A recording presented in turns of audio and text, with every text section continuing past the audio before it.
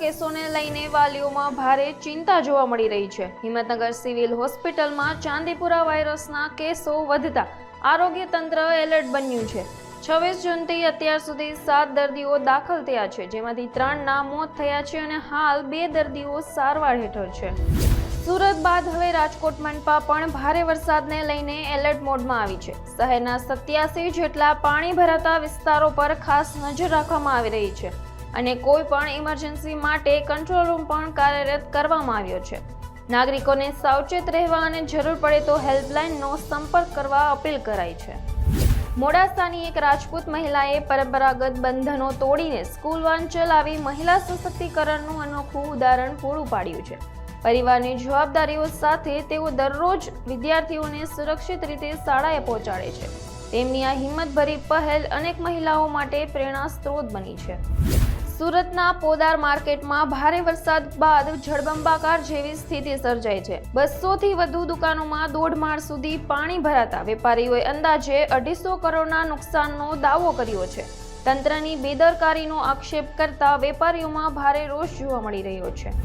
ગોંડલના iconic road પર યુવતીનો પીછો કરી અશ્લીલ હરકતો કરનાર આરોપીને પોલીસે ગણતરીના કલાકોમાં ઝડપી પાડ્યો છે। સીસીટીવી ફૂટેજ અને ટેકનિકલ તપાસના આધારે આરોપીની ઓળખ કરી ધરપકડ કરવામાં આવી હતી।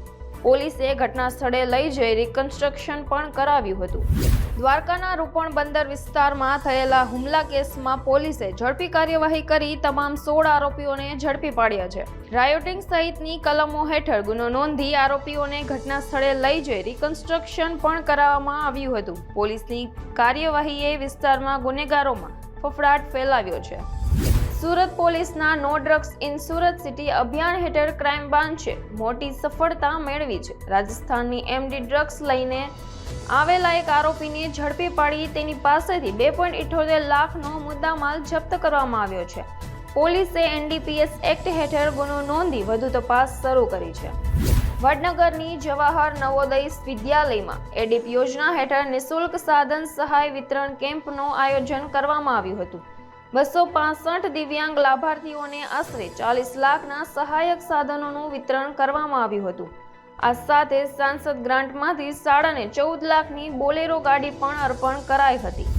અમરેલીના લીલિયા તાલુકામાં ગેરકાયદેસર લાયન શો દરમિયાન સિંહના હુમલામાં એક યુવકનું મોત થયું છે।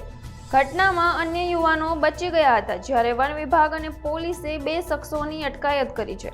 સવા મહિનામાં સિંહ હુમલાની આ 7મી ઘટના બનતા ચિંતા વધી છે।